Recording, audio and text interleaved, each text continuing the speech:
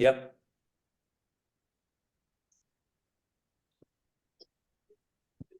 Hi, everybody. I'm going to give this just a few, we're going to say maybe 30, 45 seconds before we launch into this thing officially.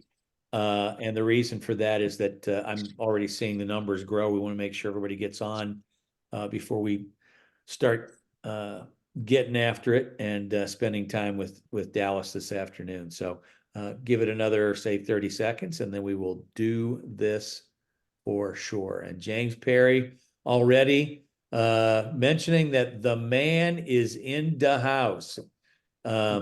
Is your house is different every year you go down to New Orleans now, isn't it, Dallas? Yeah, we'll just take whatever available that we like. Yeah. But it's not, I know you sold your place some years ago after Katrina and Yeah, we don't have any more property here. We just rent. We're just all floating, righty. just floating in the breeze. All right, looks like we have a number of folks on, so I'm gonna dive in and get rolling with this. It's obviously a busy time of the year, especially for Dallas, who just got back from Saudi Arabia, where he ran Hoist the Gold in the multi-million-dollar Saudi Cup. What is it worth? $20 million, Dallas? Something Yeah, like 10 that. million to the winner. Whew. I know you were, a little bummed out that you didn't get the run you wanted out of Hoist the Gold, who got a little bit too hot, in the conditions, but he'll be back. But we've been there. Terry's been there, just for the race itself. I know a number of us are curious about what it's like to be at that event from a horseman's perspective. Yeah, look, it's a high level event. They take good care of the participants. As far as I can see, the facilities for the horses, which is the main thing, are first class. They have everything that you need. Great. You bring your own grain, but the feed, the hay is wonderful. They supply you with bottled water. The horses seem to really adapt to the track wonderful, and I thought my horse did. He just had a little problem with the heat. It got very, very hot on race day. It was quite chilly in the mornings before the race and during the evenings, but it just got extremely hot, and my horse just reacted very negatively to the heat and didn't run well. But the experience, I would recommend it. Might not be for everybody, but as far as a business, this is what I do. I love being there. I love being around the good horses. It was a great race. I don't think anybody can knock the race. It was a wonderful race. Senor Buscador ran terrific. And there were some great races on the card that day. A lot of people from all over the world there.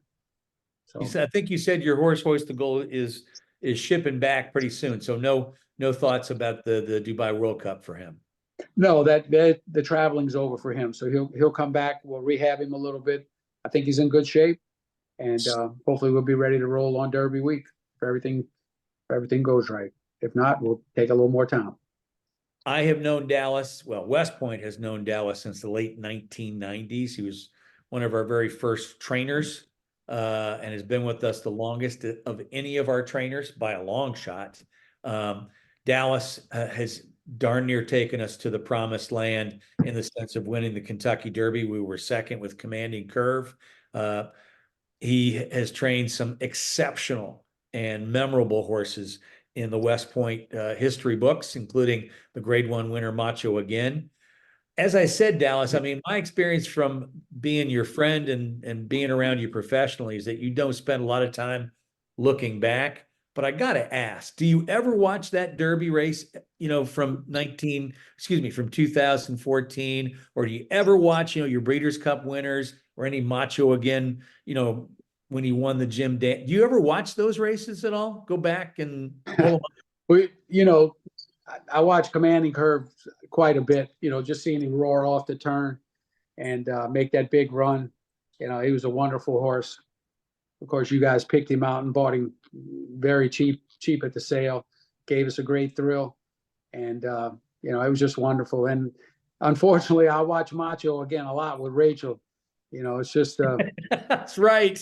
Every day, right? I watched that probably more than any of the big time races that we've won. I was real proud of the horse. He just ran great to one of the all-time greatest.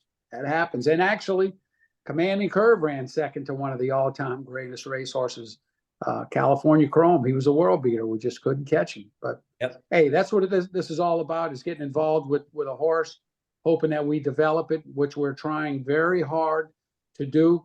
We're trying to develop these horses, trying to get these horses in these big races. And we appreciate everybody that gets in and supports us. I know that I like firing up those races every once in a while too. It makes my heart go. It ain't over yet, so let's keep on rolling. All right, let's go through these horses alphabetically here. Bourbon's Fault, 3-year-old. He's a son of Blame. He's currently at Becky Maker's place right over there near Lexington after he underwent some arthroscopic surgery for an ankle chip. Pretty straightforward deal.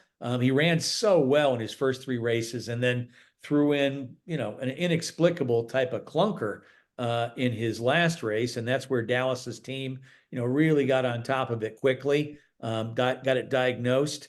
He had some swelling in that ankle, and they were on top of it. Got the ankle cleaned up a few weeks ago, and so I'm wondering, based on what you got from Dr. Wes Sutter, who did the procedure, and from Becky, when he comes back to you this spring. Well, first of all, he's a big, good-looking colt, and he ran a couple really good races. The last race, we worked him with the blinkers and he worked good, but we put the blinkers on for the race and he ran terrible. It was just a mess. But he came out of that race with a small ankle injury. And we got 2 opinions. We got Wes Sutter's opinion and we got Bramlich's opinion to take it out, and it would be a quick turnaround. That's what Bramlich said. And he just couldn't get to him, so we let Wes do it. And it was, like you said, it was a straightforward surgery. The horse is at Rebecca Maker's, hands-on lady that takes care of a lot of our surgeries. And she said he's doing great. I would say, sometime late April, we'll be getting him back, maybe first part of May, if everything continues to go right. But he's a big, good-looking colt. Hopefully he'll have a good summer and good fall. It's just one of those things. Look, Senor Buscador didn't get good till later on. So what is he, 6 years old? Hoist the Gold's 5. So, I mean, I like this horse. I really do. I think he's tough. He was just showing a little inflammation in that ankle. We x-rayed it. It was a very, very small chip, very small. But you could tell it was just bothering him just a little bit. I couldn't keep it tight, the way we like. And that's why we decided if we can't keep it tight, we can't keep it right, then we need to go another direction. So that's what we did. I think you've said in the past you really like working with Becky Maker in terms of bringing horses back. It doesn't hurt that she was an assistant trainer and has, a long history of working with you, but she does do a terrific job over there. She's one of a kind. As are you. Brigadier General, this is a 5-year-old. He's a gelding. He's won 4 times, stakes placed. He has run his career bankroll up to more than $300,000. So certainly a successful horse up to this point. Just ran Sunday at Oaklawn. I think everybody have to say things just didn't really go his way. He finished off the board, and I think Dallas, you were saying he really never looked comfortable, whether that was from not making the lead or maybe not handling the racetrack. He just didn't look comfortable. Would be the way you look, the way you talked to me when I was traveling on Sunday. Is that still your assessment? Yeah, I mean, I really don't know what to think. First of all, the horse got back, and he's I don't know what's going on here. You still there? I think we lost. He might have gone off. Well, that's usually the sign, is when you say, hey, can you hear me? Can you hear me? All right, so we may have lost Dallas for a second, but I will do a little bit of treading water until we try to get him back. One of the things that happened on Sunday is that, and this is what Dallas had passed along to me. I mean, he saw pretty early in that race how Brigadier General's ears were pinned. It was not, an incredibly fast first quarter and first half mile. They were quick fractions, but not incredibly fast. And he should have been able, if he was really comfortable getting over the racetrack well, to Hello. Up with that. You got it? There you go. Yeah. I don't know what happened there. But are you still thinking that it was, he just didn't really seem to handle the track or be happy with the track? I mean, look, he I mean, this horse has run over what? He ran at Keeneland, he won. He won in Indiana. He's won at the fairgrounds. Um, he ran good at Churchill. I mean, so we sent him to Oaklawn. He's healthy. He's always very healthy. But I mean, I don't know why he left the gates. He didn't look that great to me. And then he was just, in push mode the whole way. Yeah. So I don't know. Is turf But something you would think about with him, as the spring and summer roll along here and you see we more grass races? we did talk about that at one time, and I don't believe we've ever tried it, have we? So, I No. mean, we'll pull Terry in. We'll get our heads together. But the horse is healthy. He came back good. He's feeling good. So we'll get him back in good order soon. Very good. Happy am I. This is a 4-year-old filly who is on a roll. She's won 3 straight. Broke her maiden at Horseshoe, won an allowance at Churchill Downs, and again by 5.5 lengths, she won on February 3rd at the fairgrounds in the slop, and looked antithetical to Brigadier General. She looked like she was having a ball in the slop. And we'd love to get your take, Dallas, on the latest 2 wins and some of the feedback you got from Raylu Gutierrez. Just what he thought of her, and he thought there was maybe some more in the tank. Well, yeah, he's like us. She's a real exciting horse. She leaves the gates in command of the race. She just runs them off their feet. She finishes the race good, but she's just developing into a real nice horse. So, I gave her a little breeze yesterday. We're just kind of approaching the spring, hopefully in the right way. Get some black type somewhere, first of all, and then just approach it, try to win some big stakes with her later on. But, we just need to try to get some black type on her. And I think she's going to be worth a lot of money. I think everybody that owns her is going to be very happy in the long run. Let me ask you this. I mean, one of the things that you and I talked about, either I have a mind like an elephant, or I just remember little, tiny pieces of minutia.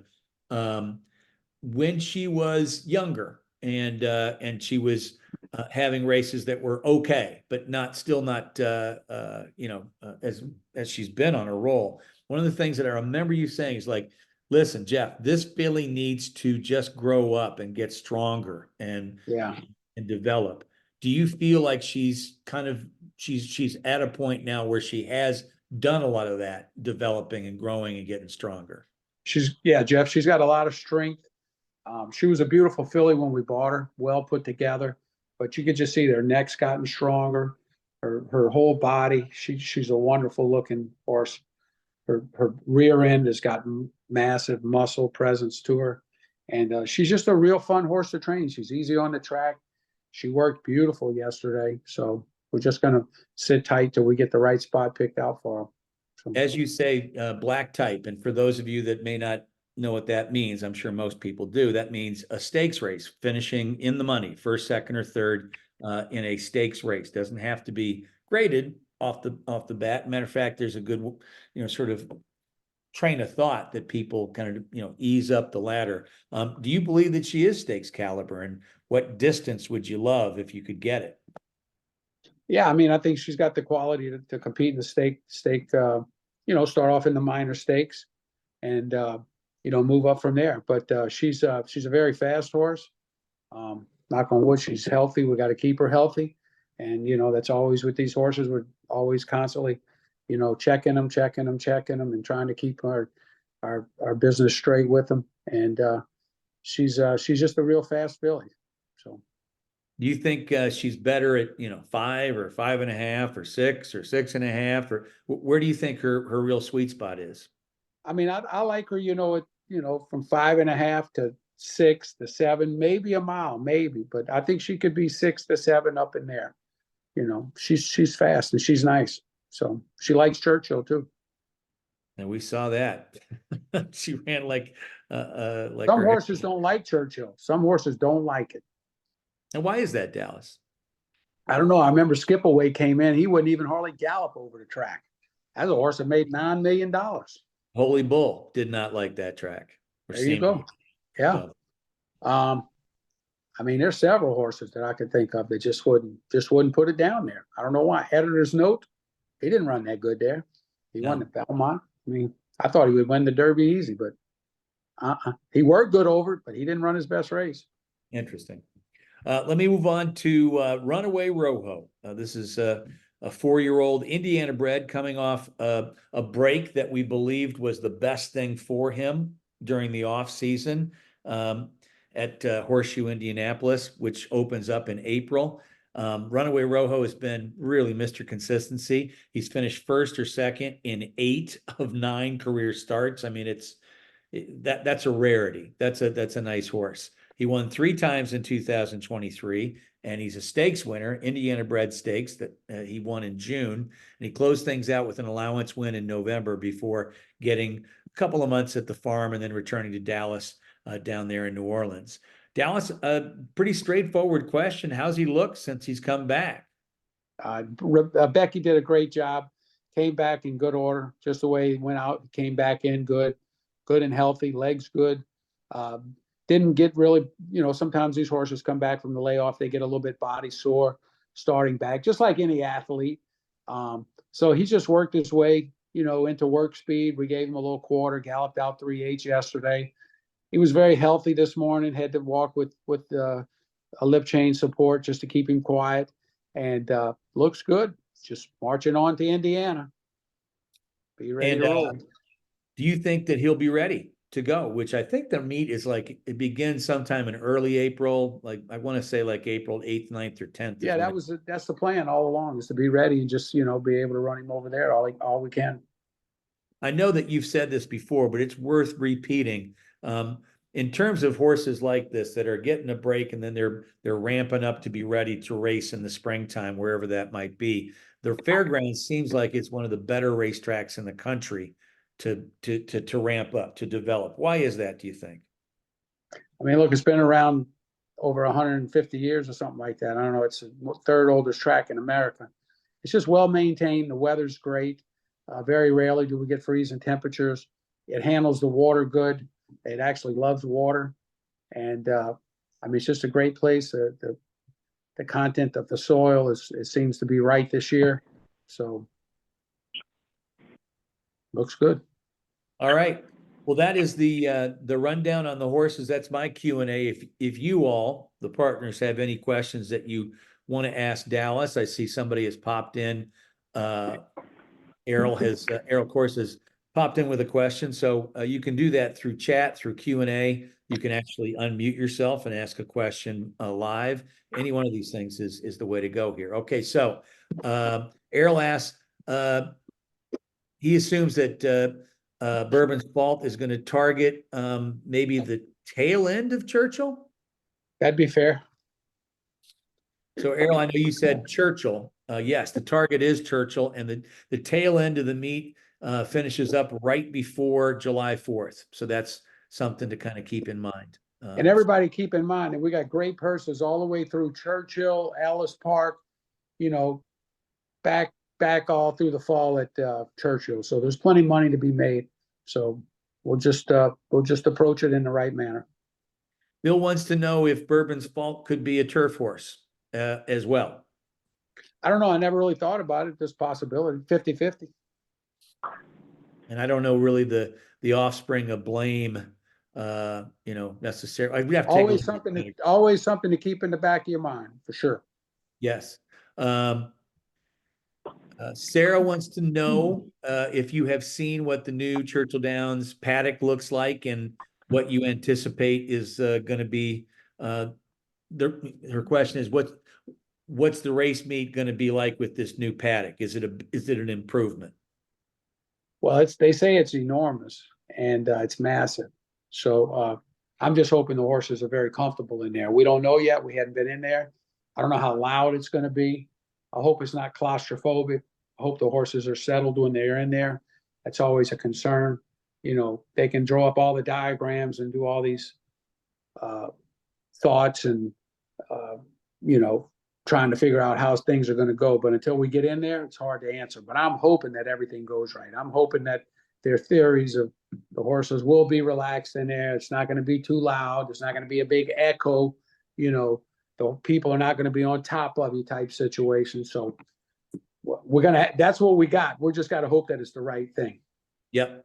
I know that this much, the space available is going to be very similar to the way it was Derby week, even though that was a temporary paddock. If it's anything like that, it's going to be great for the horses from just an open space perspective and safety with the owners being, well positioned away from the horses. But we'll see about the noise, See what happens. as Dallas says. Dan wants to know, where would you consider running Brigadier this spring and summer? Churchill, Indy, come to mind?